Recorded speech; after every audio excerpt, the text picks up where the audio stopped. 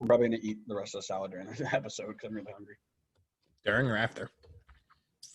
During. Let's make it an eat and sit episode. It's fine. I will do my best to mute myself while I'm eating.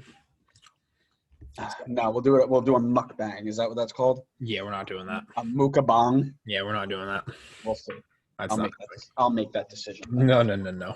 I am in. This is my podcast, damn it. Well then.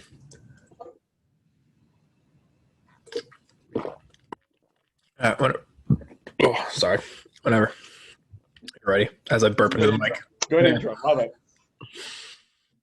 What's going on, everybody, and welcome back to another episode of the Designated Players Podcast. This is an eating episode because it is late. None of us have eaten, so we're going to be eating our salads. I got my salad. Adam's got his somewhere. And we are going to just jump right into it. We got a really awesome show for you guys today. As we tweeted out, San Jose and Atlanta are having some ridiculous defensive issues, and I will be breaking that down. I will be watching highlight videos of the game itself and breaking down what happened on these defensive mishaps and seeing what they can do to fix it. That'll be my segment, and then Adam will be able to edit that out and make it better on the audio, at least, while we're watching these videos. He's also going to go through a segment we call the head coach hot seat. Sure, let's go with it. He's going to go break down a few coaches he thinks might be next to follow Chris Armas on the boot train. We'll go through a little bit of fantasy as well, and maybe a question of the day here or there. Let's see. But before we do any of that, as we always do, jersey and scarf of the week. Adam, while I eat my salad, go ahead and tell me what you got going on. Sure. I tried to find another one just to keep it MLS themed, and I think it's in storage, so I will do my best to have that one next week. I went with the OG 2015-16 Barca third kit. Unfortunately, someone who no longer plays for Barcelona, Neymar Jr. on the back. Also a little tool. Yeah, trying to fight the entire Olympic Marseille team the other day. In fairness, I was referring to his toolness as a diving, flopping, rolling around guy. But if Alvaro was being a racist little tool, yeah, that's fair. Go for it, man. And I completely back him. There's no room in the sport for racism, especially in this day and age, right? But even any time. But real, big ups for standing up if that is what they've been doing. But I just watching that whole thing was a mess. You saw it was going to get ugly, and then Kurzawa just started throwing hands, and everything went wild. And then Neymar just goes in and smacks it. Alvaro's known for being a little instigator though, so yeah, pretty interesting. It's a jersey I still wish was relevant. I understand Neymar's leaving for PSG. However, the front three that he was a part of at Barcelona scored like 300 goals, and that's not too far of an exaggeration that season. And it just felt to me like one of those moments where like you ride that out for as long as you can, and then when Messi eventually retires, like you are the guy. But maybe. And like I said, when is Messi leaving, right? But that's a whole nother debate for a whole nother day. Mine is for a team that is joint top of the Premier League right now. Up my Toffees. Let's go. Big 1-0 win over Tottenham. I didn't watch any of the game. I was coaching myself. But, man, that was really good to come out and see big Dom Calvert-Lewin getting up, nodding that one home. Jordan Pickford playing out of his mind like England's true number one, like he should. James' debut, Alan Decore, we literally went from Schneiderlin, Tom Davies, and Gylfi Sigurdsson to James Rodriguez, Allen, and Decore, and it shows how great of an improvement that was. And oh goodness me, just watching some of the highlights was just getting me jittery. And so not to burst your bubble, but they're currently in 8th. We're joint first, sir. I mean, correct, we are joint first, sir. Do not goal difference. You sit in 8th place. I don't believe in that. That's fake news. I've also got my Red Bull face cover from training today because the Red Bulls won a game. They did. Man, this has been such a great weekend. But it's a good thing this is a soccer podcast because we're not going to talk about the Mets or the Jets or the Rangers or the Knicks. So Or the Islanders. in this, or the Islanders, right? Mhm. In this podcast, life is fantastic. Anna, you want to run through a brief recap of just kind of what went on over the week? Sure. I mean, Atlanta looked like hot garbage. Nashville somehow put 4 past them. So that was a thing. Dallas's new signing scored just a ridiculous 30-yard bomb into the top corner. So, pressure's on to just do that every week now. Oh, yeah. Casually. Oh, man. I feel like we have to have another transfer segment at some point. R.I.P. Andrasic. The Cobra. I know. I'm sad. He was my favorite Dallas player. Mm-hmm. What else? Colorado beat the living daylights out of RSL 5-0. So I don't know. RSL's weird. What else? Oh yeah. I mean, I know we'll get into it in a minute, but San Jose are bad. San Jose are confusing. No, San Jose dropped 7 on themselves and then go back and have a clean sheet in the next game. Yeah, well, they play the Galaxy. The Galaxy offense isn't anything to be afraid of. It's not. But if you drop 7, just turning around and having a clean sheet the next day is kind of ridiculous. Yeah, but 2 very different offenses. That was pretty much the big points. And Red Bull being the new best team in MLS, right? In New York? No, in MLS. Okay. If you say so. This team is back, baby. Now, let me tell you, you might as well just put our name on MLS Cup right now. Sure. 1 win in the last 4 games with shots on target and goals. We're in. We're back. It's game over. Mm-hmm. All right. I'm going to stop myself. We are not talking Red Bull today. As I mentioned, we are talking San Jose, Seattle, and we're talking Atlanta and Nashville with some head coaches and maybe some transfers in there. I don't know. We'll see. You want to just move right into Seattle and San Jose? Sure. All right. Well, let's break this down real quick. Seattle learned from MLS's back, and that's pretty clear.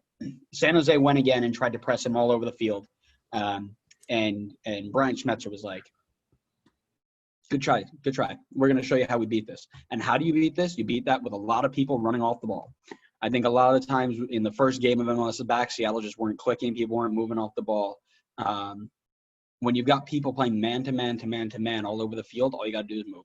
And you open up gaps that are way too easy to spot. And what I'm going to do is I'm going to play this here, Seattle versus San Jose highlights from September 10th, and I'm just going to walk through every goal and talk about what I'm seeing. I've always wanted to do one of these because I do this a lot. No sound, obviously. We don't want to get copywritten, but we're looking at about 3 minutes here when it looks like Xavier plays the ball into Jordan Morris, who's got Youngworth on his back, turns him in half. Everybody clears out space. They're playing man-to-man, and it looks like about a 25-yard gap opens up, and Morris carries it about 50 yards and slots it past Vega for one of the easiest finishes of his career. Now, that right there shows you how bad this idea is, because you're going to play this ball in, and you've got – and I know nobody can see this, by the way, so I'm going to try and paint as good of a picture as I can. Morris gets his ball, and he turns at half with Youngworth right on his back. And we know Morris is faster than Florian Youngworth. Morris is faster than anybody. You can just put anybody's name there, and they are faster – or they are slower than Jordan Morris. Now, what you're going to see – if anybody watches this back, and you can go ahead and watch it right now, is Nico Ladero knows where he's going, and he moves out into the space. And what that does is it takes, I think that is, Jackson Ewell. I think that's Jackson Ewell marking him. And Jackson Ewell just opens up to the right. Jordan Morris now has a gap of Youngworth on his back. Alanis is tracking Rui Diaz to the right. And then the next closest player to him is probably Jackson Ewell, who is 15 yards away. And he doesn't get any closer until he gets into the net and finishes away. Now that right there, if I'm a coach, I'm automatically thinking something needs to change because that didn't work. 7 minutes later, pretty much the exact same thing happens. Xavier Arriaga plays the ball in. Kelvin Leerdam slips past the first defender, or bodies off the first defender, slips past a sliding challenge from Jackson Ewell there. And automatically, right, Jackson Ewell's now on the ground. You've got, it looks like Nick Lima trying to cover from left back all the way to the center of the field, a very Red Bull tactic. And Nico Ladero is just going to slide into an empty gap while Ewell was on the ground. Everybody's going to stop running, and he's going to round Vega, and Rui Diaz is going to score. Now it's 2-0, 12 minutes in. And if I am San Jose coach Mateus Almeida, I'm thinking, what do I have to do to fix this? Answer, he didn't do very much. Because just about 2 minutes later, Nico Ladero picks up the ball at half after a challenge, plays it all the way across to Rui Diaz, who combines with Leerdam.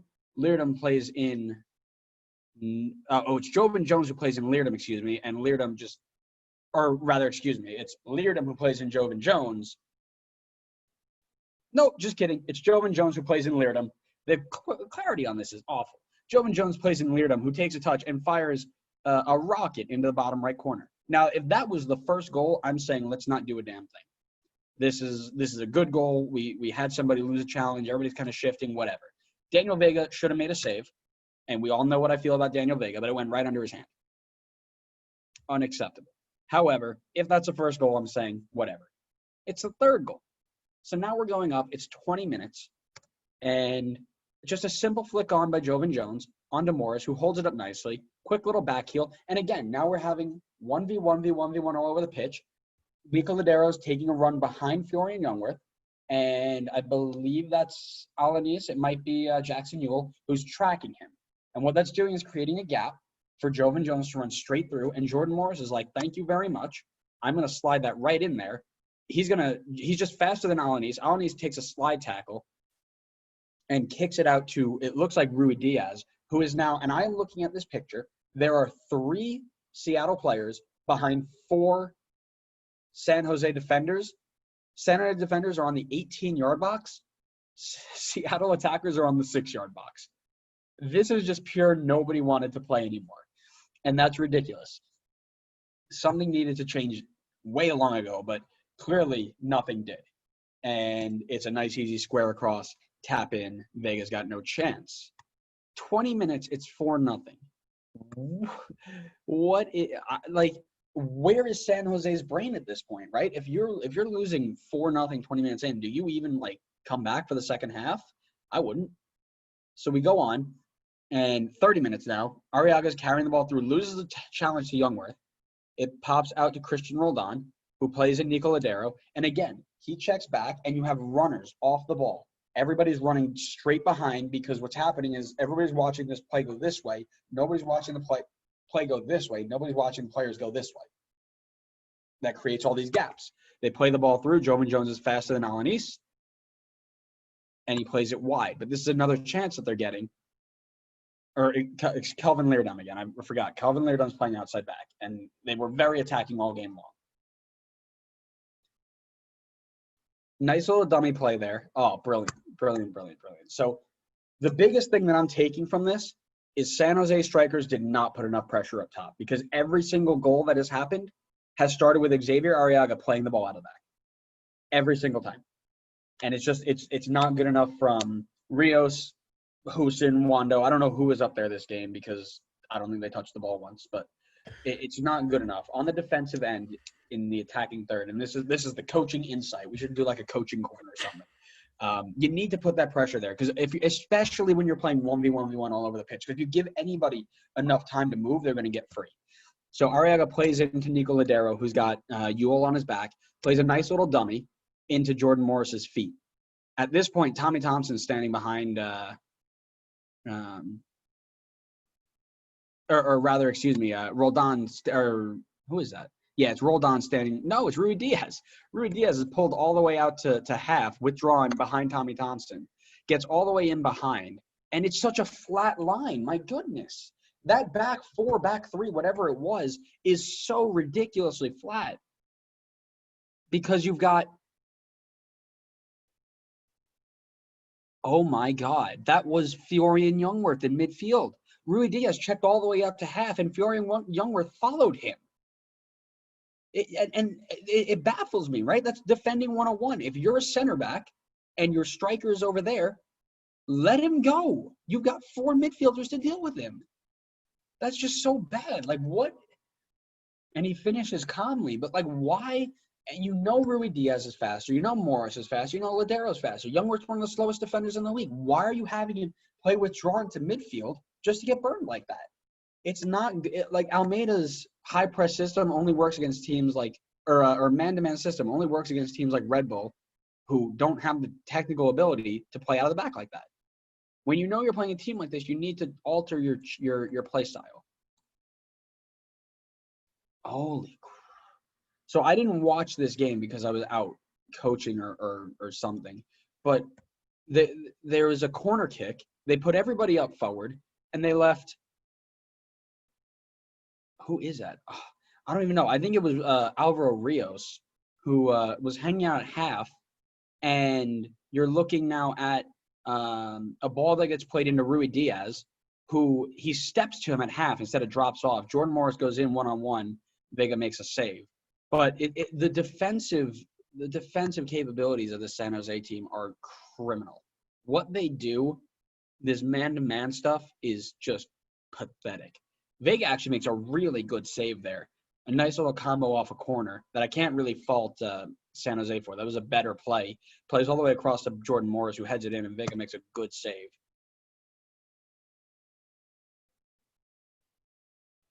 So we're watching.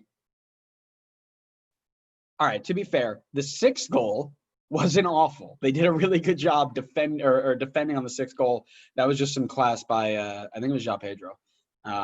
But, good combination in the corner, a square all the way back to the top of the box, and they tuck it on home bottom corner. You can't really fault them for that. Maybe somebody should have been tracking, but at that point you're pushing. Oh, yeah, and then this one's really bad.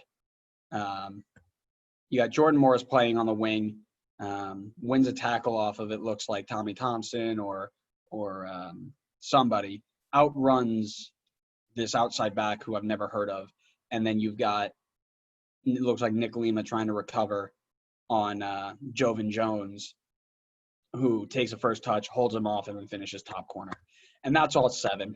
And I don't want to look at this anymore. This is really painful. But here's the bottom line. Here's my coaching corner. If you go down 4-0 in the first 20 minutes, there might be something you need to do.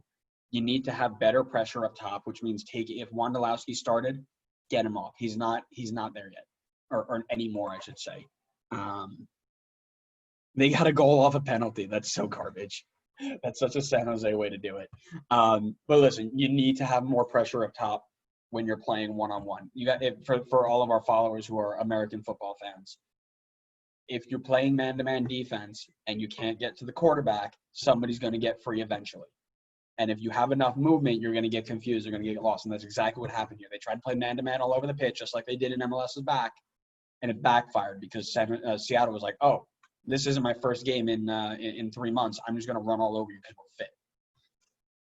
That type of stuff doesn't work. It might work against teams like the Galaxy that don't have a lot of good players front to back. It might, and it did. In games like this, they need to understand they need to make changes sooner. And it was just really poor. And as a coach, I'd lose my mind watching stuff like that. Fiore and Youngworth is not fast enough to play man-to-man-to-man. Alanis, not fast enough to play man-to-man-to-man-to-man. That team is not built to play the style that they're being asked. And I think Almeida's putting them in a position to fail because of this system. Which, if I'm a San Jose supporter, I'm pissed. Because it's quite clear that this doesn't work. It's quite clear that every time they try and play this against any competent team, it backfires. And it hurts to see it go again and again and again, especially when you're second to the bottom of your conference with 10 games played and 10 points earned. Clearly, it doesn't work. Now, Almeida can say, I need more players, I need this, I need that. I don't care. But at the end of the day, that type of display is unacceptable. Came back and did better against LA, and I didn't watch LA either. A little late for me. But I don't know if they made a change there or what. But if I am San Jose and I'm watching this again and I see this crap man-to-man on a soccer field ever again, I'm not watching anymore. It is heartbreaking to watch some coach try to play man-to-man defense on a soccer pitch. It's disgusting. Almeida's better than that. He knows he's better than that. And this team isn't good enough to do that. Maybe when he was at Chivas, he was able to do it. Not here. Coaching corner over part 1. That is my breakdown. As you guys can tell, I'm a very high-level qualified coach. I am a coach of a U14 girls C team. So I know what I'm doing. No, I'm just kidding. But listen, anybody who watches this game understands, at least at some point, why things don't work. And if you watch this game versus any other game that weekend, you'll understand that man-to-man defense on a soccer pitch does not work 90% of the time. It just doesn't. Man, so I think I'm going to pay close attention to San Jose next game. I don't know who they play when they play, but I think I might watch that game just simply to see if they make any changes. They're playing Portland. I pray to God they make some changes, otherwise they're in trouble. That's disgusting. Thoughts, Adam? If you don't have any, you don't have any. But no, I do. It'll be it. So I didn't see this game either. I've seen the highlights like we just watched. They were bad. Like there's no defending a 7-1 loss. I will say, and I'll link it to the Leicester Southampton game last season, where Leicester won 9-0, 9-1, whatever the hell that was. Mm-hmm. I'm more concerned, and I'll be watching closer their response now. So how do they look after that kind of loss? Because that's demoralizing as a professional. Oh, yeah. To go out and get battered like that. So just like Southampton there was a brief, little downturn. I'm sure morale was fairly low after a game like that.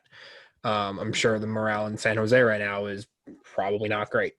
So I'll be watching their next. I'll give them, let's say, 4, 5, 6 games, and if you don't see not an instant response, but if you don't see by that 5th game that things are looking up and things aren't changing, then I think San Jose fans have a real worry for concern.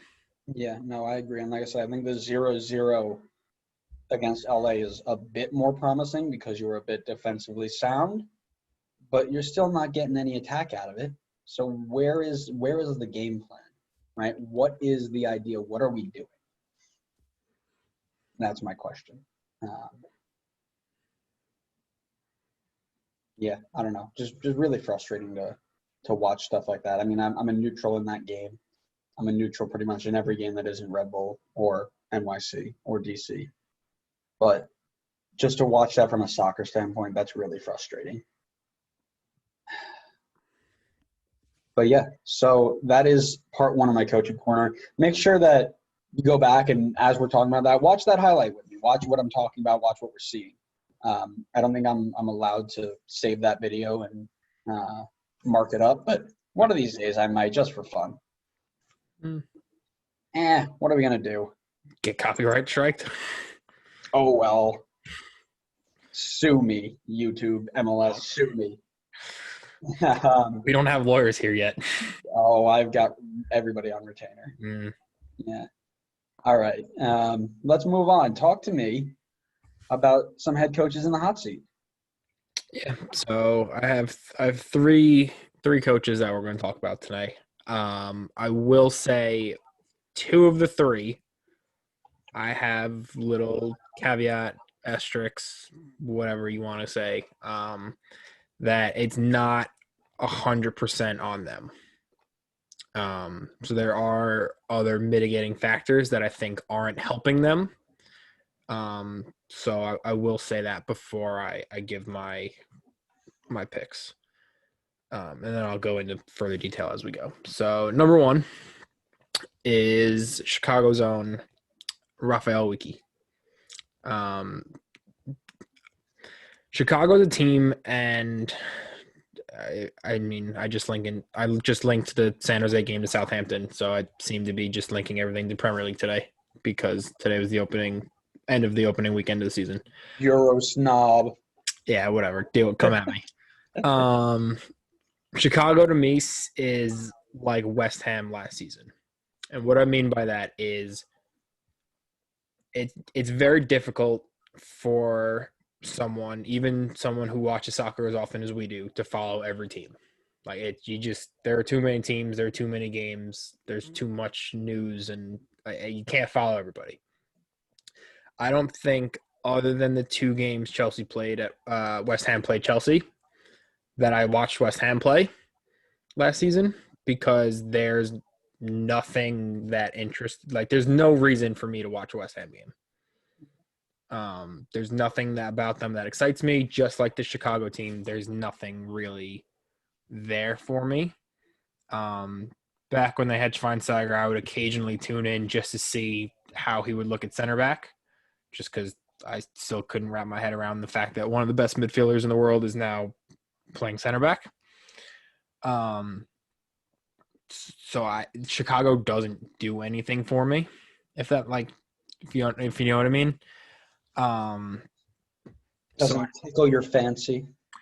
Yeah, I mean, of the teams in the East, I'm obviously going to watch as much Red Bull and Miami as I can.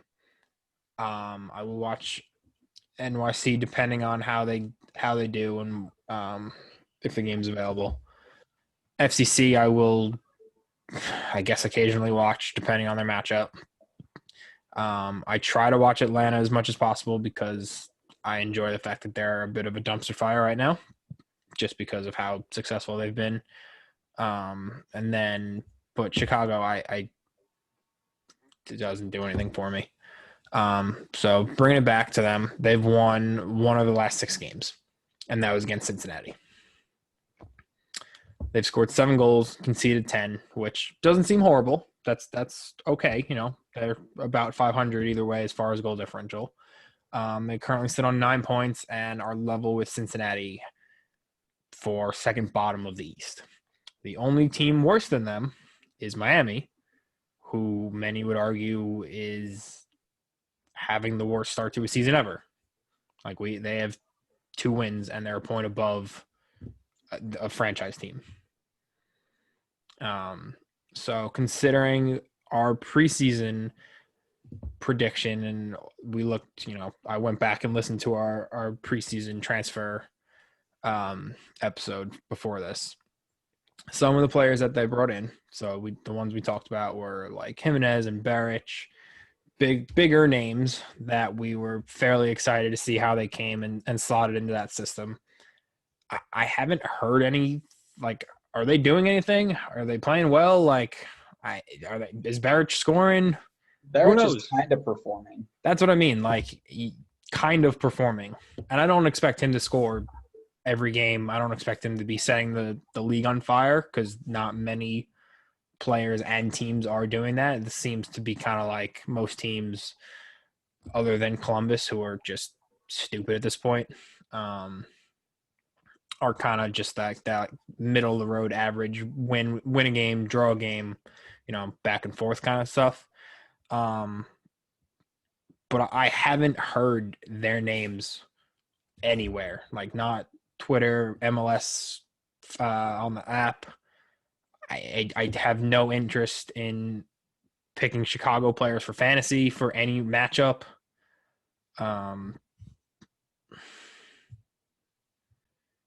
Okay. Yeah, I have no interest in any Chicago player for fantasy, regardless of their matchup. I know right now they play the same 3 teams every week. So matchups are a little bit more difficult based on who the schedule has you going against right now. But, for a team as, I guess, as historic, I want to say historic, but like a team of Chicago's caliber should be doing a bit better than just beating Miami as far as points and level with Cincinnati. Like those two teams below them are not great right now. That's why I picked him. Thoughts before I move on? Oh yeah, let me have a chat, my friend. So Matt, I also said sorry. So I could be totally wrong here. Again, I have not seen Chicago play. They could be playing really well and playing good football, but losing games. I genuinely don't know. Like as far as my realm of which teams I keep track on and who I see as in terms of news, like Chicago's not part of it. I just looked at their results over the last 6 or 7 games and went from there. So Chicago Reddit, please feel free to correct me. So what I'm going to say is I disagree with you. Okay. And Matt Doyle put it really, really well. So you got Frankowski, who is 0 goals, 0 assists in 900 minutes, and he had a howler of a miss. However, he made a really good point saying that they should have had 3 points against Columbus, best team in the league. They have really good ideas of how to play under this new coach. Mm-hmm. And they've put together time and time again, they've gotten 1 or 2 of them to fall what they're trying to do. But they have put together a good idea, and there's promise in what they're doing compared to what they did last year. Okay. That being said, and Doyle went on to say something along with the fact that they shouldn't be happy with where they're at right now, but to understand that Wiki has them playing, and the way that they're playing is encouraging. They're going forward. They're not sitting back and trying to win 1-0 or anything like that. They're playing well. It's just giving them time. Okay. I mean, I think if you overreact and try and do that, I don't like that. I don't think that's a good. No, and that's fair. And again, I haven't I genuinely don't know anything about Chicago this season. So like I said, they could be playing really well. I just looked at their results, and based on what I've seen and where they are on the table, that's why I picked him. Okay. I mean, yeah. So, yeah, I get that. It's just, like I said, I think they've been playing better than their results show. Yeah, that's fair. And I think it'd be harsh to have him on a hot seat right now, especially since he just started, right? Yeah, and that's fair. And that the beauty of MLS, and we've spoken about this, is there's no you can give him as much time as you need. Worst case scenario, they finish last, but you can see progress. Like it sounds like they're making. And they just keep building on that. Like you're not getting relegated. There's no real pun. Like you're allowed to take, especially this year where everything's chaotic and there are no rules for as far as the season goes. Like this is the perfect year to start building until we actually have like a normal season, hopefully next year. Mm-hmm. Yeah. So. Yeah, like I said, and that's why I think truthfully, unless you are a team like Red Bull, Atlanta, teams that expect to be good all the time, if you're not that great this year, nobody's going to care. Montreal are sitting right where they belong. Red Bull a little underperforming. New England's right where they usually are. Nashville overachieving. Atlanta underachieving. DC United right where they usually are. Chicago where they usually are. The other two where they usually are. There's no team that really should be truly freaking out that haven't already, right? Right. So again, yeah, take that with a grain of salt, of course. Yeah. You actually mentioned one of the teams whose coach I have next, and I'm very sorry. As I was writing the script for tonight, I wrote on one of the notes to myself, prepare to get yelled at by Andrew. Nope. It's none other than Andrew's favorite coach in the league. It's Ben Olsen. No, you're not allowed to get rid of Benny Ball. Benny Ball is forever. Benny Ball is life. Benny Ball sucks. They have one win in 9 games, and it was against the Red Bulls, who were a dumpster fire that game. Yeah, and then they went back and lost to us again. It's great. Yeah, Team because Benny Red Ball Bulls. in my life. Yeah, because the Red Bulls fired their manager. They clearly saw, hey, we shouldn't be losing to this DC team. Like, what the hell? We need to Well, make we changes. definitely shouldn't have. That's Yeah, what I we mean. definitely. Yeah.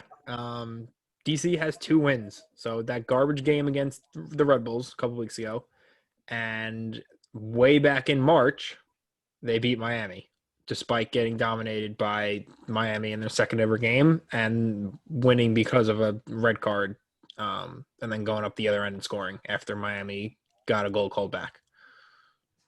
Like, that's not like DC is supposedly a good team. Like you kind of need to. I understand you can't be top of the league every year, but like, come on, 1 win in 9 games, really? Yeah, but I think what you're forgetting here is the expectations of DC United. I think our expectations for DC United are exactly where they belong. And that's where they should be for the rest of eternity. And I think if anybody disagrees with that, they are banished from speaking about soccer for the rest of life. I don't know if that's our expectations or that's just what you really want deep down as a Red Bull fan, that you want I don't know fire for the end of eternity. I don't know what you're talking about. I Gotcha. truly do. I think you're crazy. Okay. No, yeah. but I think of this DC team, not this DC team, but I think of DC as the team with Wayne Rooney up top and Lucho Acosta, where they're playing good soccer, they're winning games. The passion's there. Like you thought something was being built. Yes, they spent big money on Julian Gressel, and then for the however many games they decided he's a number 10. They had him on the wing. They had him in goal for a game. I'm just kidding. I wish. Yeah. But they finally decided to play him at a right back, which, took long enough considering he's one of the best right backs in the league for Atlanta. But I just feel like you need more. I mean, obviously Rooney and Acosta, they were right to let them go. Rooney, because he was 30, whatever he is, 35, 36. And Acosta's situation was a mess. So, I get it. But then you bring back Ola Kamara, who's the same age as Wayne Rooney and not as good.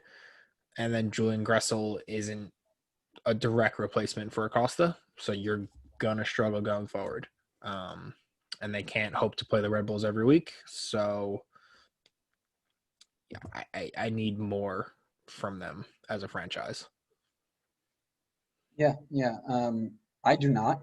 I know you don't. I don't need anything from them as a franchise except a couple points every year for Red Bull. Right. So, as a rebuttal to your suggestion there, I just have to say Benny Ball for life and no thank you ever. Fair. Next. Mm-hmm. Good talk. Glad we're on the same page. I knew you were going to say something like that. That's fine. So the third one, and I'm going to apologize in advance because as someone with a front seat on this hype train, I felt bad putting him on. But it's Robin Fraser in Colorado. So yeah, you just beat RSL 5-0. Little round of applause, golf clap for you guys. That was your only win in 8 games. Not good enough. Granted, they've drawn 4 of the last 5, so fine margins either side of the ball. You could have gotten 3 points, or you could have lost 3 points, depending on those matchups. But at least on paper, this roster is too good to be not winning more than that.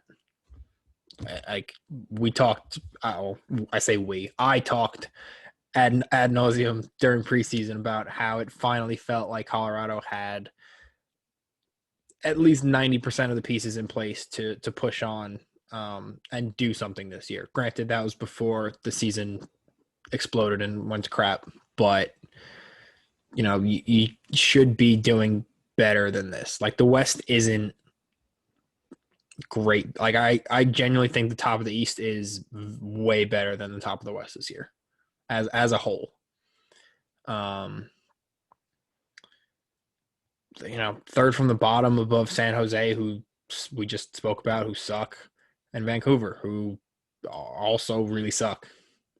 So for a team that's, got those pieces in place and spent the money on bringing players in like Colorado has, it's got to be better. Speaking of the two teams, so we spoke about San Jose already. I don't think that their manager's going anywhere. And the reason I didn't put Mark Dos Santos from Vancouver on here is because any decent player that they have pretty much immediately gets sold out. So, like, I get it. Like, you can't do a whole lot with roster of meh players when anytime anyone is half good, like, they're out the door in no time.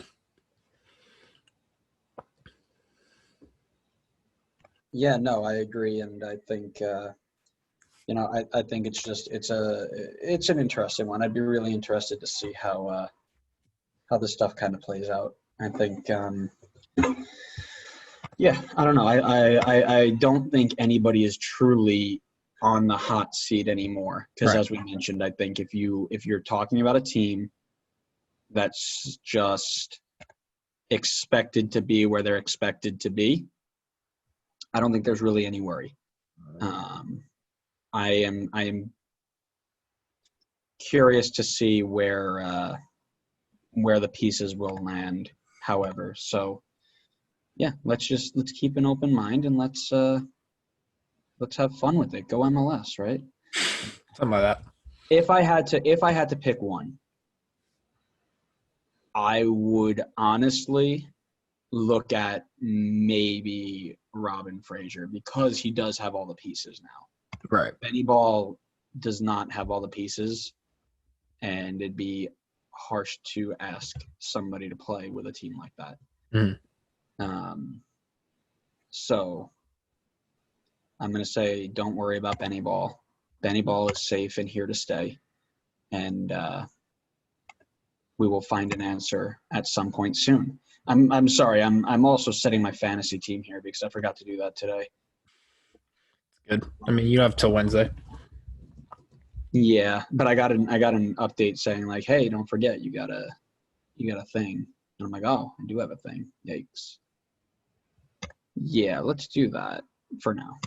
Okay, let's move on to Atlanta and Nashville, another team that is having atrocious defensive issues. And funny enough, it's not Nashville who we're talking about.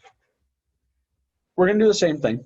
We'll sit down, we'll watch these highlights, and we'll break it down play by play. So if you're watching, or listening rather, or watching, either way, go ahead and pull up Nashville SC versus Atlanta United FC, September 12th, MLS highlights, and let's have a chat. Let's have a coach's viewpoint here about this game. So you see big ball Brad clapping up, getting his team going. Love the Nashville Stadium design, by the way. Really, really good stuff. And I remember I saw this game, and in the first minute, I go kickoff, and then goal Nashville, and I'm like, oh, that's awesome. Straight off a corner kick, and we get a flicked on header with Dominic Baji creeping on the back stick there. Who flicks that header on?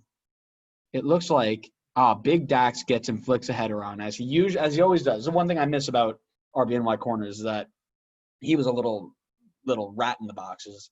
Our good friend Dave Moran likes to talk about rat potential through the roof. So he goes in, flicks that ball on, and it looks like, is that Fernando Meza, number 4? Or is that Jake Mulroney? We'll do a quick Atlanta United roster search just to double check and see who is who. But right, somebody just basically lost their mark, and that's going to happen. It happens all the time. Not a huge deal. I'm not losing my mind over something like that. But we will break it down a little bit farther. So Meza's number 6. Who's number 4? Anton Walks. So that's the first thing that I wanted to talk about. Anton Walks has been an outside back for his entire life, and you're trying to play him as a third center back. He's going to naturally just drift out wide. He's going to naturally forget about people who are there because that's not his job. He's not a marker. He's an attacking wing back. So that right there is one of your first issues. We're watching this here.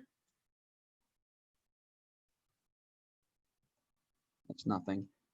Ah, yes, there it is. Oh God, look at that. Sorry, I'm mesmerized by whenever Alex Mawil touches a ball. Just makes my day. He's just so graceful and majestic on the ball. They're showing a lot of these highlights with no goal at the end of it, so I'm trying to skip through them a little bit. Oh wow, so that's poor on Nashville's side. Big Jeff Loreno, it's with a little flicked header, but I don't care about Big Red because Big Red doesn't care about me. You know what I'm noticing here, and I this is right about when I started watching the game. Dax McCarty was the best player in this game. Every goal that happened came out of him, whether he scored it, assisted it, or made it happen. So, in the second goal that I'm watching here, it looks like it's Meza on the ball, it looks like it's Meza on the ball, throws it in. Dax McCarty reads the pass, gets in front of Rossetto, and nods it forward to Badji. Badji flicks it on to Mukhtar, who's behind Big Red, who is slower than Jan Grey Goose, it looks not Jan Grey Goose, Florian Youngworth. And Hani Mukhtar goes in, uses his body really, really well. This is the type of DP play we've been looking for from the young man, and just slots away really cool. But this all starts because Dax McCarty wants the ball more than Rossetto. And this is where I think Atlanta's appeal is going to hurt them. You're getting a bunch of young South Americans who are getting the promise to go play overseas and get big money moves to Europe and this and that, as long as they just show up and play a little bit. Their effort level, not there. So you see players like Barco, PT, Rossetto, players who are just sitting there watching things happen. And then when they're asked to defend, they're like, no way, I'm an attacking player. I'm just trying to show off so I can get my move. This is where the lure of Atlanta United, big money moves, big market, whatever, is going to hurt them. And it happened there. Rossetto watched Dax McCarty beat him to the ball. And then Big Jeff, as we've spoken time and time again about, gets beat to the ball because he got nobody to help him and cuts through. Oh, look at that. Look at that man bun from Alex Mawil. So good. So good. But yeah, so it just gets beat. And nobody steps either. That looks like Anton Walks again, who decides that Hani Mukhtar is going to run in. Jeff is right there, and he's not going to step to the ball. Granted, he did have to cover Badji on the back stick. Badji on the back stick? It might have been Anibaba on the back stick. I don't know who's on the back stick there. But just kind of watched it happen. Oh, yeah, this is Daniel Lovitz crossing up Brooks Lennon for a Dax McCarty header. And again, if you're watching this right now, I'm watching 4 yards, 5 yards, 6 yards, 7 yards, cut again. The amount of space that was there for Daniel Lovitz to serve that ball was ridiculous. Now, Dax McCarty did really well to create the space and get the header on goal. But Brooks Lennon gave him 8 years to go ahead and serve that ball. No pressure, no nothing. Just not good enough. So it also came from a turnover. Brooks Lennon gives an underweighted pass, turns the ball over, gets knocked down by Daniel Lovitz. Daniel Lovitz picks it up, tries to go one-on-one, not enough space. Close him down. Don't dive in. And then just a service and a little deflection off of Walks there, right? But he's sitting there and he's like, okay, I don't want to close you down. I'm just going to watch it happen. And you're going to cut and I'm going to dive. And you're going to cut and I'm going to dive. And it wasn't good enough. And here you go again, right? So 37th minute, trying to play the ball out of the back through, looks like, I don't know who that is. That might be Rossetto again. That's a good save by Brad there. But it's just a simple turnover, trying to play the ball out of the back. Jeff Loreno doesn't have the pace to get there, turns it over, and then everybody stops and does this. What are you doing? Where are you going? Instead of trying to defend and win the ball back, they all start yelling at each other. Atlanta need to work out their team chemistry in there. And I get that their coach is gone and, whatever. But, man, this is Nashville City United. I don't even know what the rest of their name is. They're just Nashville to me. Or Nashville SC maybe? Sure. And it's shocking to watch a team that had some really good defensive records with. Oh, that's really nice. Yeah. So here you go again, right? So the ball's at half. Slide tackle from the right back there, probably Lennon, or it might have been Jurgen Damm. I think it's Jurgen Damm at that point. Wins the ball, gets played out to Dax McCarty. Dax McCarty picks up his head, pings the ball on an on-running Dominic Baji, who just trickles it past Guzan for the finish. Now, what happened here? Jeff Lorenowitz is standing next to, it looks like maybe Godoy. Again, I'm looking at some pretty bad quality images here. But there is 7 yards of space between Dax McCarty and the nearest Atlanta defender. And he is able to ping a ball with no pressure whatsoever. And we know Dax has a good range of passing. And then instead of putting a tackle in, it looks like that's probably Jake Mulroney, actually, who got subbed in at this point. Or maybe it's Anton Walks again, who is saying, it's Abu Dunladi. Okay, that's who that other one was. And Dax McCarty, 1, 2, 3 different touches, serves ball over the top, and just slides it right past Guzan. But Mulroney decides, I'm just not going to put a challenge in. Right, I'm going to run with him. He's going to take a touch, and yeah, I'm just going to watch it go by. Hit the floor, and they can't score, right? That's what they used to say. And he decided to just stick a leg out. It deflected off his leg under Guzan's and in. And that's all 4 goals for Atlanta. They fought back a little bit at the end, but at the end of the day, there's a lot of defensive things they need to figure out. And I get that they don't have a coach, and I get that they don't have enough quality there probably yet. I think a lot of the players that they have there need to get together. Losing Gonzalez Perez was huge. Meza has not filled the boots. He just hasn't. He hasn't been good enough. But whoever they find as their next coach needs to understand the defensive side of the game. And I think that's what they were hoping DeBoer would bring. But he took away so much from the attack that there was no point at that point. And as my, like I said, I hated watching the San Jose section because I was a neutral in that game. I kind of liked watching Atlanta get beat up a little bit. That was fun. But it needs to be better, right? There are so many things. And what you're seeing is the same thing we saw in Atlanta. If you're going to go man-to-man in the back or even zone in the back, your midfield needs to apply pressure. And when you have Jeff Lorenowitz and insert anybody next to him who's not Darlington Nagbe, you're getting exposed. No question about it. And it's shocking how little effort defensively they're putting in there. And you're going to see this a lot more often, I think, because their attack is not going to put up any defensive help. They're just going to sit there, wait for the ball to get cleared up, and then start doing some things to show off and make their move. And, no Joseph, no party. They're selling all their big players. And, Barco's kind of left on an island, and we all know that he's not ready to fill those shoes, it looks like. I think he's waiting to get that move out. He's saying, okay, I don't want to get hurt. I don't want to, do anything wrong. Let me go on the ball and do a few step overs, get my market value up a little bit. And hopefully I don't have to, play too much longer here. If he wants to go make his move to, Sevilla or Fiorentina or whatever, allow him to go. Let Atlanta start their little rebuild and get ready. But yeah, that's my thoughts on the defensive mishap of Atlanta United against Nashville.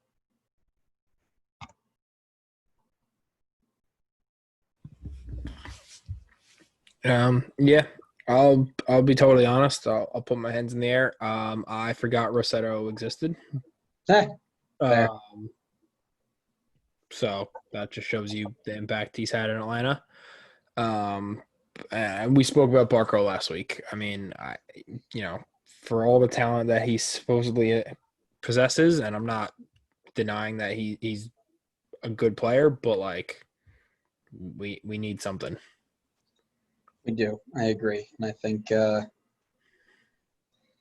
yikes, man. I think you got a lot to work through with I know I don't know if it's official yet, but Atlanta, we're looking at another attacking midfielder from PT's old team in Mexico.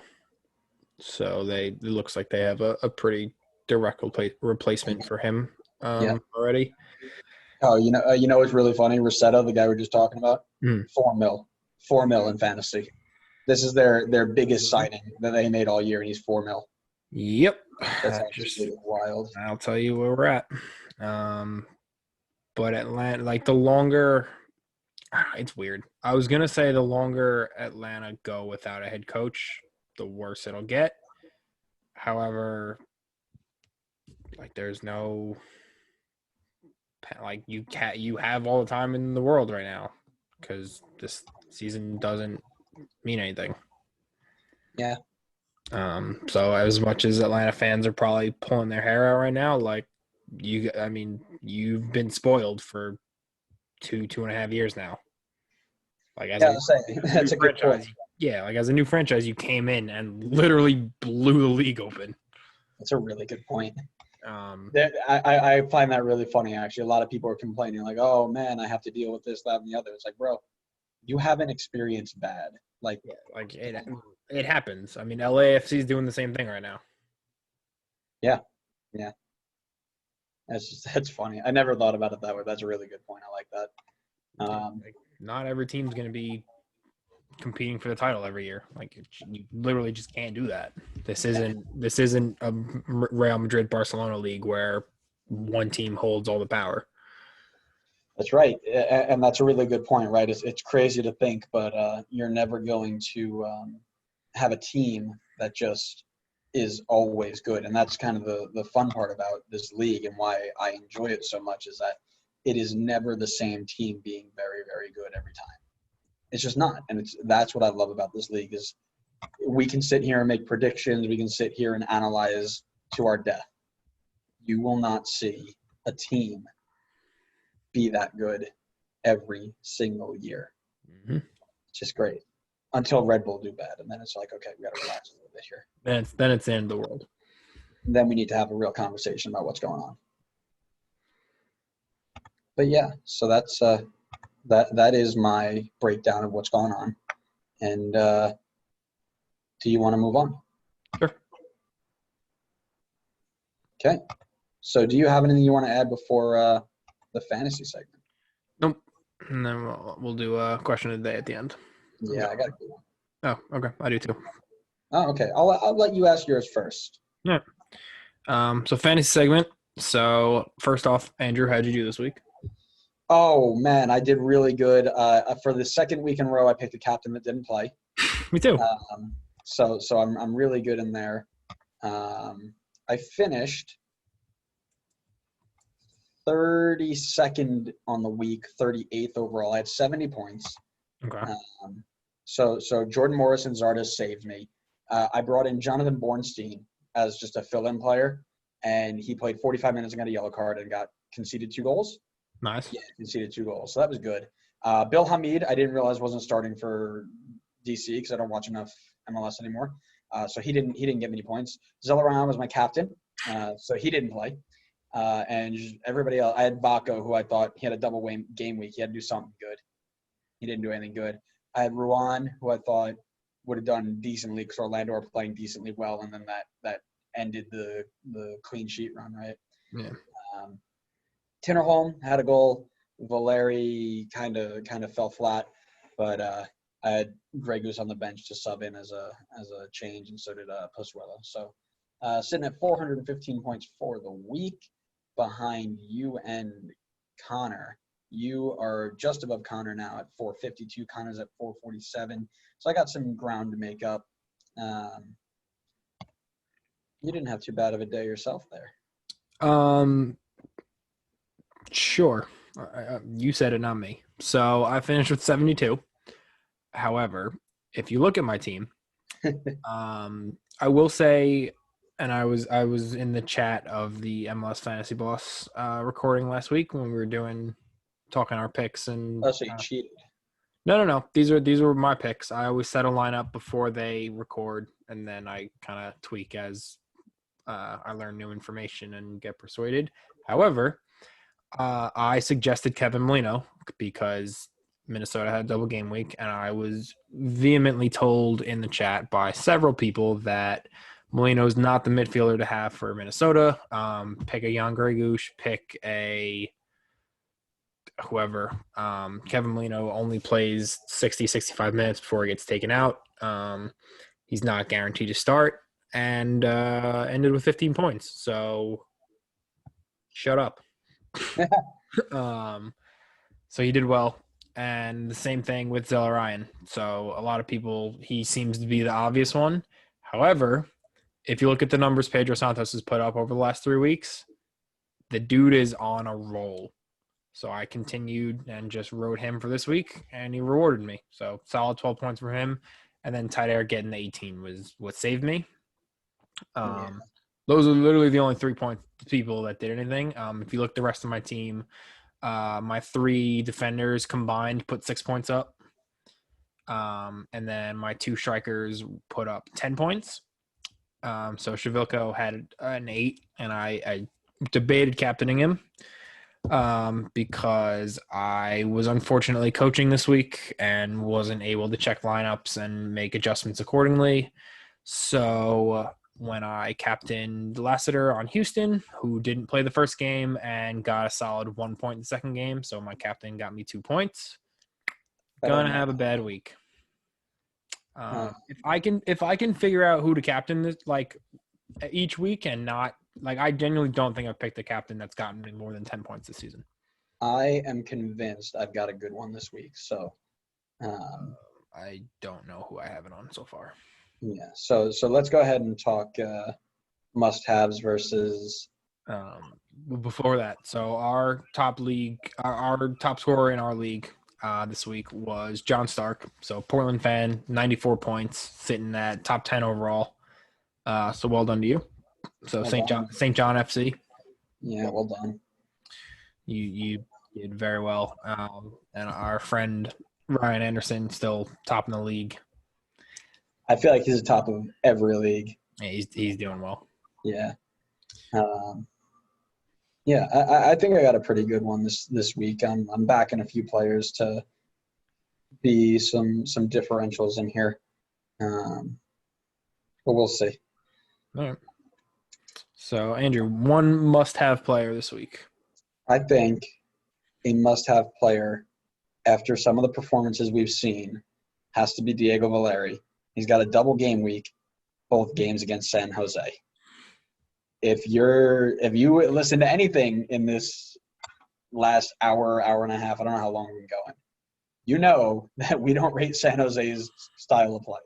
So even if he plays one game, because it doesn't matter, it's not a total anymore. It's a split, right? So even if he plays one game, I have a good feeling that they'll figure out at least one of them, and he'll perform a little bit. I'm contemplating. Well, actually, I'm not. I was going to start contemplating him versus Blanco, but Blanco's out completely. So now I'm not contemplating. Yeah. Mine is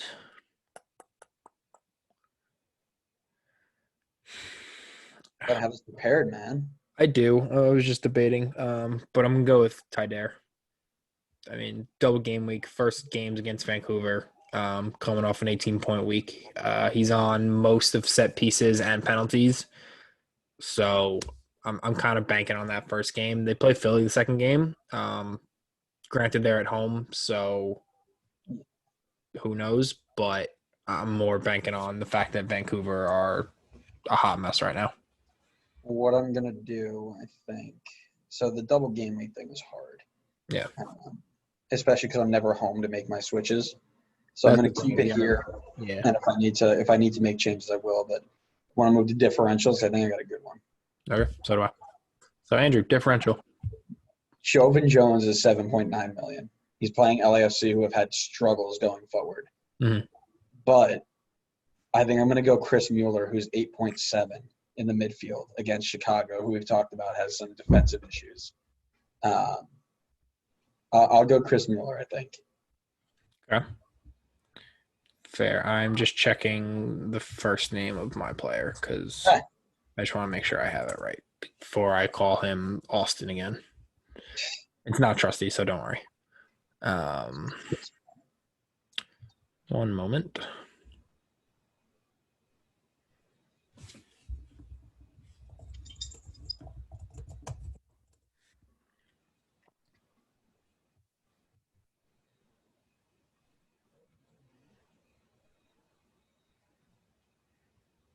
Okay, I am right.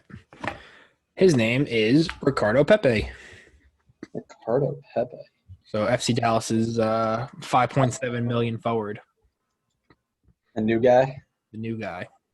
That's a good differential shout. Super cheap. Granted, their games this week aren't the easiest. Home to Colorado and then away to SKC. But at 5.7 mil, I can put him in a switcheroo and not blow a budget on somewhere. I can pretty much blow it everywhere else, even though I still have 14 mil on my team right now. I think I'm going to abandon the switcheroo idea and just put one guy at 4 mil in my back line and just say whoever out of the 3 guys on my bench does good, I'll take your points. And then if one of them does stupid good in their game, and because I got one guy who's playing one game early in the week, so if I see him light it up, I'll just make a quick switch. So Dallas play the first game on Wednesday against Colorado, and the first game on Saturday. Yeah, they're done by 5 o'clock, and then I still have 1, 2, 3, 4, 5, 6, 7, 8, 9, 10 games after they play. So, yeah, I like that. So, yeah, there are a lot of pretty good ones in there. I've got a few sneaky ones too. I'm backing a certain team that I really shouldn't back, but I am. I won't tell you who it is. I'm not giving away my team, but I'm excited. I miss fantasy. I wish I had more time to watch and judge. 'Cause that's when I do best. Is when I have time to look at things. But listen, I can go off of names too. But question of the day. Do we want to move on? Yeah. So, question of the day. So, we've seen, I don't know how many young players leave MLS to go abroad.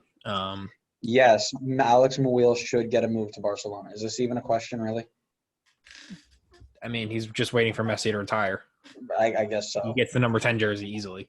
See, when they were talking about Mouille leaving, I thought it was going to be a straight swap, but I guess not. Messi doesn't fit our system, dude. We don't play wingers. Bro, I'm telling you, all Messi needed was a move to wing back, and his career was done. And Chris Armas was ready to give that to him. Red Bull just couldn't make it happen. I know Messi's not that arrogant of a player that, like, if he in any world comes to the Red Bulls, like, he would obviously listen to the coach. But, like, what would Chris Armas possibly have to tell Messi that Messi wouldn't just look at him and be like, dude, do you realize who I am? Literally, right. All right, sorry, I cut your thing with Red Bull out. So like I was saying, so many players, many young players, I should say, making the move abroad. So you look at Weston McKennie doing well, signing for Juve, Reggie Cannon now going to Portugal. I can't think of. There are others. It's late. Is this good for the league, or I should say, because of the number of young players now going, is it good for the league or bad for the league? Because now that they're gone, the league doesn't have young players, young exciting players that know the league and know our country to represent us. Or is it a good thing because we can show now that MLS is producing players who can cut it in Europe? I mean, Reggie Cannon scored in a preseason game, his first preseason game for Boavista the other day. Yeah. Listen, it's a very good thing, right? It is a great thing to be able to say, look at what we can produce and look at what we can do. It appeals to the younger generation to say, hey, I can do that one day. It appeals to younger people all around the world saying, hey, where'd that guy come from? Where'd that Weston McKennie guy, he played at FC Dallas. They have a really good academy. Some kid down in Mexico that, yeah, I can do that one day. I can train to go play at FC Dallas. Or Miguel Almiron scored for Newcastle. Where did he played at Atlanta? I want to go there. It's a great thing for the league, no question. You just need to get everybody on the same page of becoming a selling league, right? So you got teams like New England and let's pick another team that doesn't like to sell players. Red Bull. Oh no, that's all we do. Sorry. Yeah, try again. Colorado, right? Colorado isn't a big. That's a good show. Yeah, those types of teams that need to start getting more of their academy going. it might not be such a good thing for them, because what are they gaining from it, right? Oh, I'm just losing some players. My team's going to finish 10th again. It's whatever. There's no desire to do it. So I think it is a good thing, but it's a good thing for the league, and it's good thing for certain teams because they're benefiting from it. You need to get the entire league on board with it, I think.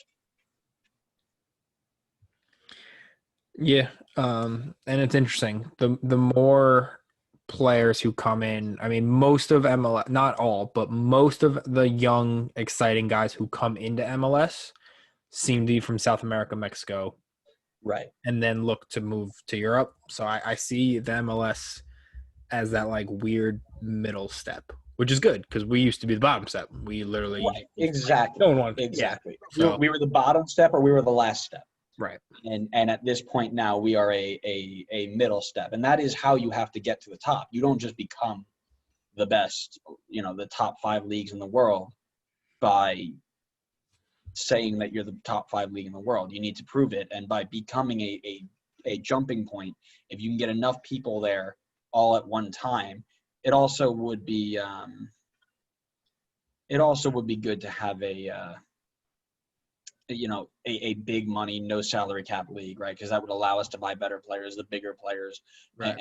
and even if they're here just to make that paycheck, having them there makes us better. So, yeah, if you want to become the top league, you have to one, become the middle league first, and 2, you have to be able to sell those players and keep bargaining with the league, grow the league. And they're doing it the right way, right? You need to grow the league so that you can convince people that investing in your team is going to be good, having the money is going to be good, so that you can buy these players. But then you got to convince the league that you can buy these players and it's not a big deal because it's not going to be a huge investment. You're not going to financially tank this league because you're spending X amount on these players. You're going to be fine. You can turn a profit. It'll be great. I'll say other than the exceptions. So like I think the Neymars, the Vinicius Juniors, the whoever. There aren't many who go straight from South America to Europe and do like really, really well. You can look at MLS now and see, I mean, Diego Valeri is good enough to play in Europe. Granted, he's toward the end of his career, but like at one point he could have made that move. Miguel Almiron, good enough to play in Europe. Josef, 100% good enough to play in Europe. Carlos Vela, Rossi, good enough to play in Europe. Like all these South American talents that are now in this league are all good enough to play somewhere else, which I'm very happy that they are in MLS, and I will, the league is all the better for having them in there. But like I mean, Rossi's the obvious example. Like people expect him to be like a $20-25 million signing somewhere. Right. Yeah, and I'm excited to get to see what happens, right? Because you are going to start seeing people do this, and you're going to start seeing a lot of people make the big money, and it's eventually going to be how much can we sell these players for to an overinflated European market? We all know it's overinflated, right? Oh yeah. But how much can we get them for? And at that point, when we start showing that, hey, if we invest here and sell here, give me a salary cap to buy here so I can sell here. And at that point, we'll be able to start moving forward, expanding the league, and then using that money to say, hey, I've made $300 million in transfer profit over the last 10 years. Let me go buy some superstar and let's play, right? Give me take the restrictions off. Let me go. Yeah, and I don't understand fully the set. Like, for example, so Inter Miami was looking at Willian when he decided he'll leave Chelsea. I think they offered him a reported like $6.5 million a season, which for MLS is nothing short of ridiculous. Yeah. Yeah, Gonzalo Higuain's apparently making like 8.2. Is Higuain official? I believe so. I don't know if it's officially official, but I know he was in Miami, I believe. Okay. I think they're just waiting on like a medical, and I think he probably has to quarantine before he does his medical, so he's probably just chilling in like a villa somewhere. Right. Yeah. All right. Cool. So I got nothing else to add on that. So I'll save mine for next Okay. week, I think, because it's probably a whole big conversation, and I'll probably have a lot more things. But I'll give a spoiler. The spoiler is, how do you, my friend, deal with a Euro snobbing conversation? Because that is how I have to handle my day. Most of my days. Every day I get a different, as I mentioned. I'll just, again, I'll tease it out there.